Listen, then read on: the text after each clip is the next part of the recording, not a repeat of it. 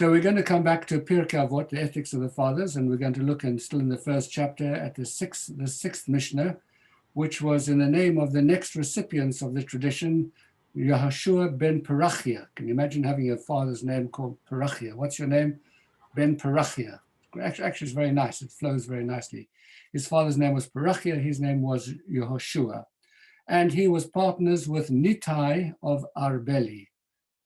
They received the tradition from the previous sages, and Yehoshua ben Parachia said the following.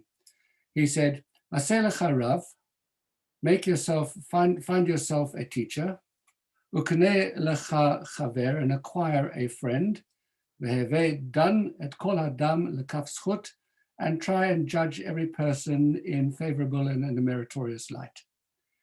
Well, this first part of the phrase, Aseh lecha rav, acquire for yourself a teacher and acquire for yourself a friend, differs in terms of the expression which is used, because in regard to teacher, the verb is aseh, make a teacher for yourself. In regard to a friend, the expression is kneh, which liknot means buy yourself a friend. Well, none of us are that desperate that we have to go out and buy our friends, but it nevertheless has a very interesting concept. Let's deal with the first one first, the idea that you have to aseh lecha, you have to make a teacher for yourself.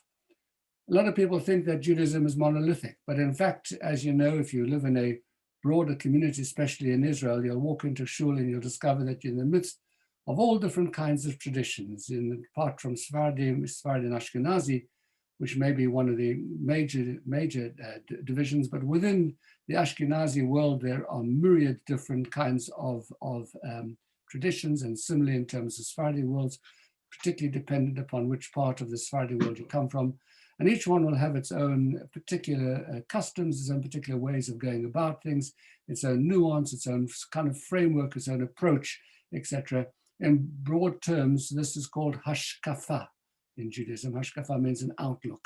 And the outlooks can be quite dramatically different. I mean, the outlook between, say, a modern Orthodox Jew and a Satmar Chassid is very, very different in a whole host of attitudes towards Israel, towards connecting with the world, towards the broader traditions, etc.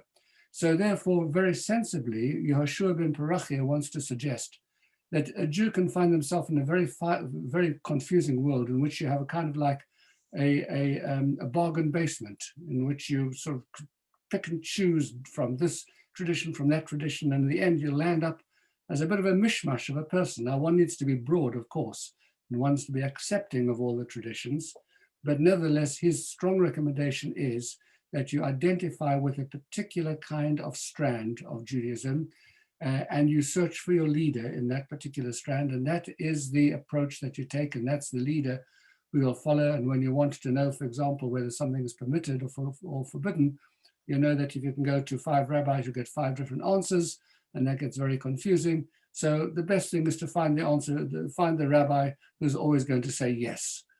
Once you find that rabbi, you're set on a path for life, because then everything becomes easy. But whatever it is, you have to be consistent.